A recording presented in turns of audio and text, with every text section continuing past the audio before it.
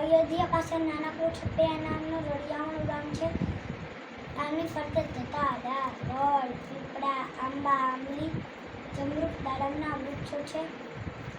ગામની ચારે બાજુ જંબુના વન છે. ત્યાં આખો દિવસ પંખીઓનો કિલકિલાટ, કોયલ, મેના, ટેવ, ચકલી, પોપટ અને મોરના મીઠા ટેવકા સંભળાય.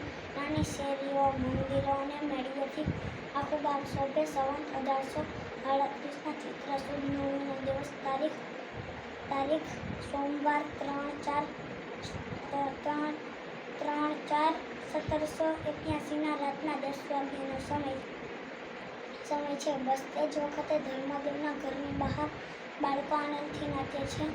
કેટલીય સ્ત્રીઓ ગીતો ગાતી ગાતી થાળીમાં કંકુ, ગુલાલ, ફૂલની માળા લઈને હસતી હસતી ધર્મદેવના ઘેર જાય છે. આજે ધર્મદેવના ઘરની આસપાસ ખૂબ જ ભીડ થઈ છે. બહાર યજ્ઞશાળામાં બ્રાહ્મણો મંત્ર બોલે છે.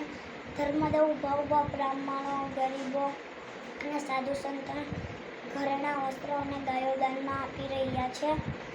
આજે તો ઘરની આસપાસ દીવાની દીપમાળા ઝળહળે છે. નોબત અને શરણાઈ વાગી રહી છે. રાતે આટલો બધો આનંદ શા માટે? આજે તો ધર્મદેવ ભક્તિ માતાને ત્યાં પુત્રનો જન્મ થયો છે. ભગવાન શ્રી પરબ્રહ્મ પુરુષોત્તમ નારાયણ પોતે બાળક બનીને જન્મે છે. આજે તો ભગવાન બાળક બનીને જન્મે છે. બાળકના શરીરમાંથી તેજ નીકળ્યું. તેજથી આખું ઘર ભરાઈ ગયું. પ્રકાશ જોઈ બધા આશ્ચર્યચકિત થઈ ગયા. દેવો વિમાનમાં બેસી ધર્મદેવના પુત્રના દર્શન કરવા આવ્યા.